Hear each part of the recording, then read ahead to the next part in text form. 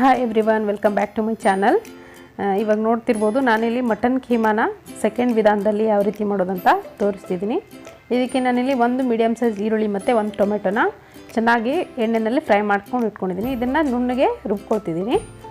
So ಇಷ್ಟು ರುಬ್ಕೊಂಡ್ರೆ ಸಾಕು, ತೀರಾ ನುಣ್ಣಗೆ ಕೂಡ ರುಬ್ಕೊಳ್ಬೇಡಿ.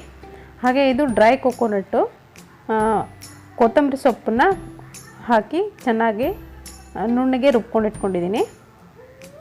ಇದನ್ನು ಅದೇ ಮಿಕ್ಸರ್ ಜಾರ್ಗೆ ಹಾಕ್ಕೊಂಡು ನಿಮಗೆ ಎಷ್ಟು ತಿಕ್ ಗ್ರೇವಿ ಬೇಕೋ ಅಷ್ಟು ಹಾಕ್ಕೊಂಡು ಒಂದು ಗ್ಲಾಸ್ನಷ್ಟು ನೀರು ಕೂಡ ಹಾಕ್ಕೊಂಡು ಇದನ್ನು ಕೂಡ ನಾನು ನುಣ್ಣಗೆ ರುಬ್ಕೊಂಡು ಬರ್ತೀನಿ.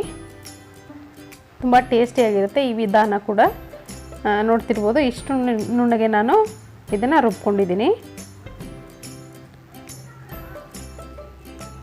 ಸುಮಾರು ಸರಿ ನಾನು ಇವಾಗ ಕೀಮಾ ಮಾಡೋದು ತೋರಿಸಿದ್ದೀನಿ. ಇದು ಈ ವಿಧಾನದಲ್ಲೂ ಕೂಡ ನೀವು ಮಾಡ್ಕೊಂಡು ನೋಡಿ, ತುಂಬ ಚೆನ್ನಾಗಿರುತ್ತೆ.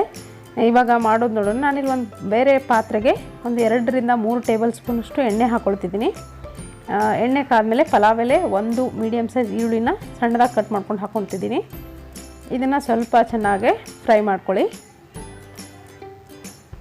ಈರುಳ್ಳಿ ಚೆನ್ನಾಗಿ ಫ್ರೈ ಆದಮೇಲೆ ಇದಕ್ಕೆ ಶುಂಠಿ ಬೆಳ್ಳುಳ್ಳಿ ಪೇಸ್ಟ್ ಹಾಕ್ಕೊಳ್ತಿದ್ದೀನಿ. 1 ಟೇಬಲ್ ಸ್ಪೂನಷ್ಟು ಶುಂಠಿ ಬೆಳ್ಳುಳ್ಳಿ ಪೇಸ್ಟ್ ಹಾಕ್ಕೊಂಡು ಇದು ಹಸಿ ವಾಸನೆ ಹೋಗೋವರೆಗೂ ಚೆನ್ನಾಗಿ ಹುರ್ಕೊಳ್ಳಿ.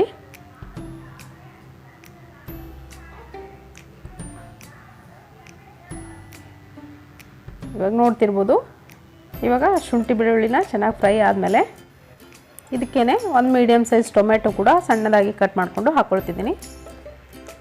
ಟೊಮೆಟೊ ಹಾಕಾದ್ಮೇಲೆ ಮೀಡಿಯಮ್ ಫ್ಲೇಮ್ನಲ್ಲಿಟ್ಟು ಚೆನ್ನಾಗಿ ಬಾಡಿಸ್ಕೊಳ್ಳಿ. ಇದು ಗ್ರೇವಿ ಥರ ಆಗಬೇಕಿದು. ಮುಚ್ಚಿ ಒಂದು 2 ನಿಮಿಷ ಬಿಡ್ತೀನಿ ನಾನು. ಆವಾಗ ಚೆನ್ನಾಗಿ ಬೆಂದಿರುತ್ತೆ ಈ ಟೊಮೆಟೊ. ಮ್ಯಾಶ್ ಆಗಬೇಕಲ್ಲೇ. ಇವಾಗ ನೋಡ್ತಿರ್ಬೋದು, ಚೆನ್ನಾಗಿ ಎಣ್ಣೆಯಲ್ಲಿ ಫ್ರೈ ಆಗಿ ಮ್ಯಾಶ್ ಥರ ಆಗಿದೆ. ಇದಕ್ಕೆ ನಾನಿವಾಗ ಈ ಟೈಮ್ನಲ್ಲಿ 1 ಟೀ ಸ್ಪೂನಷ್ಟು ಅರಿಶಿನ ಪುಡಿ, 1 ಟೇಬಲ್ ಸ್ಪೂನಷ್ಟು ಮಟನ್ ಮಸಾಲ, 2 ಟೇಬಲ್ ಸ್ಪೂನಷ್ಟು ಅಚ್ಚ ಖಾರದ ಪುಡಿ, 1 ಟೇಬಲ್ ಸ್ಪೂನಷ್ಟು ಗರಂ ಮಸಾಲ ಹಾಕ್ಕೊಳ್ತಿದ್ದೀನಿ. ನಿಮಗೆ ಮಟನ್ ಮಸಾಲ ರೆಸಿಪಿ ಬೇಕಂದರೆ ನನ್ನ ಚಾನಲ್ನಲ್ಲಿದೆ, ಚೆಕ್ ಮಾಡ್ಕೊಳ್ಬೋದು. ಇದನ್ನು ಇವಾಗ ಮಸಾಲೆ ಎಲ್ಲ ಚೆನ್ನಾಗಿ ಎಣ್ಣೆಯಲ್ಲಿ ಸ್ವಲ್ಪ ಹೊತ್ತು ಫ್ರೈ ಮಾಡ್ಕೊಳ್ಳಿ. ಇವಾಗ ಈ ರುಬ್ಕೊಂಡು ಇಟ್ಕೊಂಡಿರೋ ಮಸಾಲೆ ಏನಿದೆ, ಡ್ರೈ ಕೊಕೊನಟ್ ಮತ್ತು ಈರುಳ್ಳಿ ಮತ್ತು ಟೊಮೆಟೊದ್ದು, ಅದನ್ನು ಹಾಕ್ಕೊಂಡು ಇದೇ ಎಣ್ಣೆಯಲ್ಲಿ ಇನ್ನೊಂದು ಸರಿ ಚೆನ್ನಾಗಿ ಫ್ರೈ ಮಾಡ್ಕೊಳ್ಳಿ. ಸ್ವಲ್ಪ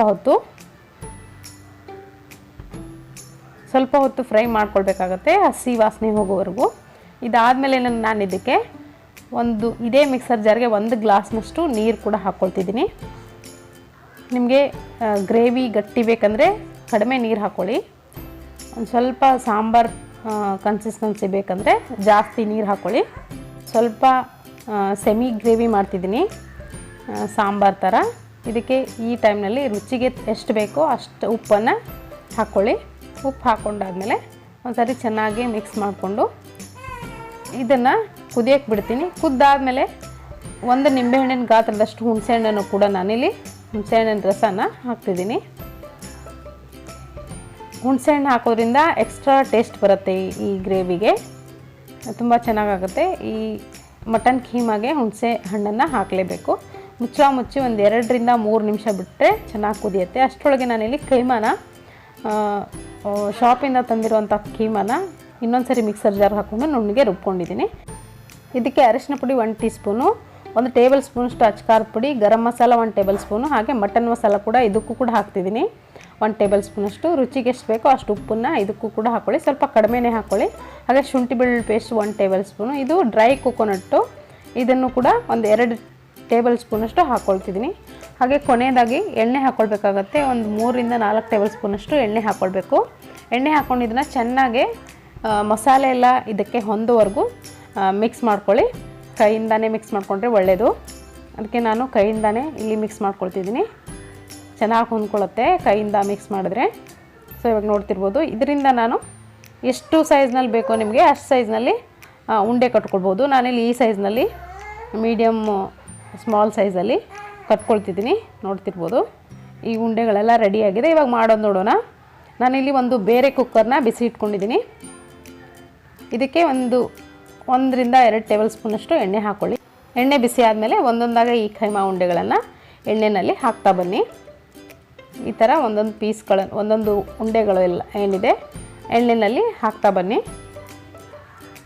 ಇದೇ ಥರ ನಾನು ಎಲ್ಲ ಉಂಡೆಗಳನ್ನು ಒಂದರ ಮೇಲೊಂದು ಹಾಕ್ಕೊಳ್ತಾ ಬಂದಿದ್ದೀನಿ. ಕೆಳಗಡೆದು ಫ್ರೈ ಆಗಿರುತ್ತೆ, ಅಷ್ಟರೊಳಗೆ ನೀವು ಈ ಥರ ಟರ್ನ್ ಮಾಡ್ಕೊಳ್ಬೇಕಾಗತ್ತೆ.